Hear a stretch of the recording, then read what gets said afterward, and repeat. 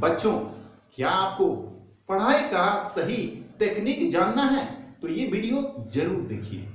Hello friends, मैं Malay Sinha एक सिपाही इस चैनल में आपका हार्दिक स्वागत करता हूं। बच्चों देखिए, पढ़ने का ना एक रिदम होता है, पढ़ने का ना एक पैटर्न होता है। आपको ऐसा आप हो सकता है इससे पहले आपने इस बारे में कभी सोचा ही ना हो। आपने सोचा किताब खोला, उसे पढ़ा और उसको याद किया, यही पढ़ाई का टेक्निक होता होगा। जी नहीं, ये सही टेक्निक नहीं है। अगर आपको सही टेक्निक जानना है तो आपको एक एक चीज को आपको याद से सुनना पड़ेगा, ध्यान से सुनना पड़ेगा। और बगैर सही टेक्निक का आप बहुत लंबा नहीं जा सकते हो। आपको थोड़ा सा तकनीकी सहारा लेकर ही जाना पड़ेगा, तभी आप लंबे रेस का घोड़ा बन सकते हो।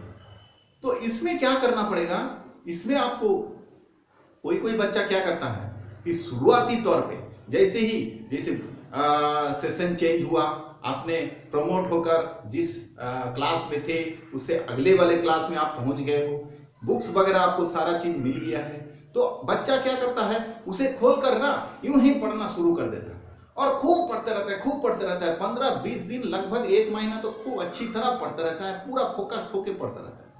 अब फिर धीरे धीरे ये सारा किताब जैसे ही उसने थोड़ा थोड़ा करके पढ़ लिया है, सारा बुक के साथ उसका टच हो गया है, स्पर्श हो गया है, उसके बाद उसका जो क्रेज है ना, उसका जो वो पढ़ने का जो नशा है ना, वो खत्म हो चुका होता है और बुक्स के साथ उनका जो आकर्षण है वो धीरे धीरे कम होता जाता है। और जैसे जैसे ये कम होते जाता है, पढ़ाई के ऊपर इसका असर पड़ने लगता है और आपको पूरा साल के एंड में आपको एग्जाम का फेस करना पड़ता है, एग्जाम का सामना करना पड़ता है, लेकिन तब तक आपका सारा एनर्जी जा चुका होता है। तो क्या है वो तकनीक? वो तकनीक है बिल्कुल शुरुआती तौर पे आपको स्लो स्टार्ट करना है, आपको धीरे से शुरुआत करना है। आपका शुरुआती तौर पे आपका गति जो है वो काफी धीमा होना चाहिए। मतलब आप एक बुक्स लिए, उसको स्टडी किए, जितना आपसे बनता है उतना ही आप स्टडी किए, फिर उसको छोड़ दिए, फिर आप मन में उसको मेमोराइज करते जाएं, उसको कहीं पर नोट डाउन करते जाएं। इस तरह से आप करें। आज एक चैप्टर पढ़ लिए तो नेक्स्ट टाइम नेक्स्ट चैप्टर को पढ़ें और उसको मेमोराइज करें और उसे नोट डाउन करें। इस तरह से स्लो धीमा पद्धति से आप आगे बढ़ते जाएं और इस तरह से क्या हो जाएगा, आपका जो एनर्जी है वो आपका पूरी तरह एनर्जी बरकरार रहेगा और आप स्टडी को इसी तरह कंटिन्यू लंबा लेके जा पाओगे। इससे कई सारे फायदा हैं, क्योंकि स्लो से पढ़ रहे हो, आप धीरे से धीमा गति से जा रहे हो, आप कोई भी प्रेशर नहीं ले रहे हो, आप कोई भी एक्स्ट्रा लोड नहीं ले रहे हो, बोल के आपका जो दिमाग है, आपका जो मेमोरी है, उस जगह में वो स्टडी अच्छी तरह स्टोर हो पा रहा है। जी हाँ दोस्तों, एक साथ कई सारा खाना खाने से पेट क्या हो जाता है, खराब हो जाता है। ठीक उसी तरह आप अगर बहुत ज्यादा स्पीड से करना चाहोगे, बहुत ज्यादा से ज्यादा पढ़ने की कोशिश करोगे शुरुआती तौर पे ही, स्टार्टिंग टाइम पे ही, तो आपका क्या हो जाएगा, आपका मेमोरी उस चीज को स्टोर नहीं कर पाएगा, आपको वो सारा चीज मिक्सड अप हो जाएगा, फिर आपको वो कोई काम का नहीं रहेगा। तो इसीलिए ये जो मैं बोल रहा हूं इसी तरह आप करते जाएं।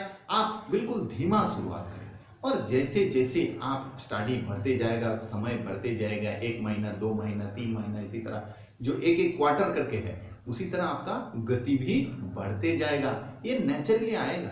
इसमें बच्चों आपको कुछ भी नहीं करना है, आपको ये नहीं सोचना है कि कब मुझे गति बढ़ाना चाहिए, कब क्या करना चाहिए, इसके बारे में आप बिल्कुल सोचना छोड़ दीजिए। आप सिर्फ उस पढ़ाई में उतना ही कीजिए जितना आपका अच्छा लगता हो और जितना आपसे कैपेसिटी हो, जितना आपसे बन पा रहा हो, जितना आपको ब्रेन मेमोराइज कर पा रहा हो। लेकिन पद्धति वही रहेगा, आप स्टडी करो, उसे नोट डाउन करो और फिर नेक्स्ट चैप्टर आप पकड़ो, उसको पढ़ो, उसको नोट डाउन करो। इसी तरह आप धीमी गति से आगे बढ़ते रहो।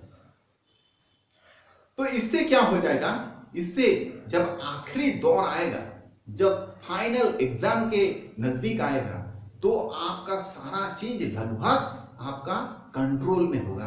आपने सारा चीज ऑलरेडी कवर कर चुके होंगे, तो इसमें आपका एक कॉन्फिडेंस आ जाएगा। आपका मन में एक ताकत आ जाएगा कि मैंने सारा चीज को ऑलरेडी कवर कर रखे हैं, अब सिर्फ उसको रिवाइज करना है, उसमें एक बार नजर दौड़ाना है। नजर दौड़ाते ही वो ताजा हो जाएगा, वो और एक्टिव हो जाएगा।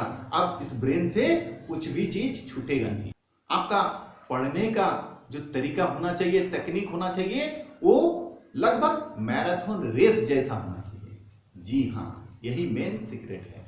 मैराथन रेस में होता क्या है, 100 मीटर का रेस जो होता है उससे मैराथन रेस का एक सबसे बड़ी फर्क क्या होता है ना, 100 मीटर रेस जो होता है उसमें डिस्टेंस 100 मीटर का ही रहता है, लेकिन मैराथन में काफी लंबा डिस्टेंस रहता है।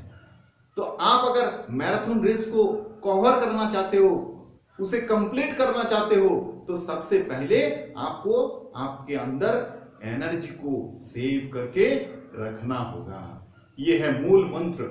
यहां पर स्पीड नहीं चलता है, यहां पर स्पीड ज्यादा वैल्यू नहीं मिलता है, यहां पर एनर्जी आखिरी दम तक बरकरार रखना ही सबसे बड़ा राज है, सबसे बड़ा सीक्रेट है। जी हाँ दोस्तों, वही चीज मैं आपको आज बताने के लिए आया हूं। आप अपने अंदर आप शुरुआती तौर पे एकदम 100 मीटर रेस के जैसा स्पीड में मत भागिए। इससे होगा क्या, आप जल्दी थक जाओगे, किताब का जो आकर्षण है वो जल्दी आपसे खत्म हो जाएगा, आपका किताब का जो क्रेज था वो जल्दी खत्म हो जाएगा, और आप क्योंकि बहुत जल्दी पढ़ने का कोशिश किया, आपका दिमाग को मेमोराइज नहीं कर पाएगा और आपको बेकार लगेगा, बोरिंग लगेगा, ऐसा लगेगा कि मैंने इतना पढ़ा तो बेकार गया, कोई याद ही नहीं है, कुछ भी समझ में नहीं आ रहा है। कभी इतिहास का पढ़ रहा हूँ, कभी जियोग्राफी का कर रहा हूँ, कभी मैथ का कर रहा हूँ, कभी लिटरेसी का कर रहा हूँ, तो इसी तरह से क्या हो जाता है, सारा चीज मिक्सड अप हो जाता है, आपको कोई रिजल्ट नहीं आता है, कोई आउटपुट नहीं आता है।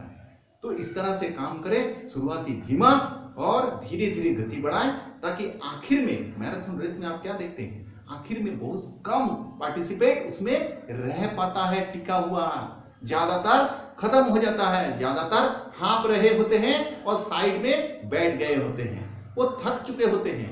तो वहां पर क्या हो जाता है, पार्टिसिपेट होता ही बहुत कम। तो अब आप उस चीज को केवल पार कर दें और थोड़ा सा मैनेज कर लें, थोड़ा सा संभाल लें और उस चीज को थोड़ा सा डेडिकेटेड देके लास्ट में थोड़ा सा जोर लगा दें, तो आप ये मैच, ये रेस आप आराम से जीत सकते हो। बिल्कुल ठीक इसी तरह आप स्टडी में भी वो चीज आप अचीव जरूर कर सकते हो और अच्छे से अच्छे एग्जाम को आप क्रैक कर सकते हो। तो बच्चों, उम्मीद करता हूं कि ये वीडियो आपके लिए कारगर रहा होगा, और अगर कारगर है तो ये आप लाइक भी कर सकते हो और किसी बच्चों और दोस्तों के साथ इसको शेयर भी कर सकते हो। चैनल को सब्सक्राइब करके रख सकते हो, ताकि आने वाला दिन में इसी तरह का और भी अच्छे अच्छे वीडियो आपको मदद कर सकें, आपको एक दिशा मिल सके। आप, आपका परिवार खुश रहे। दिल से धन्यवाद।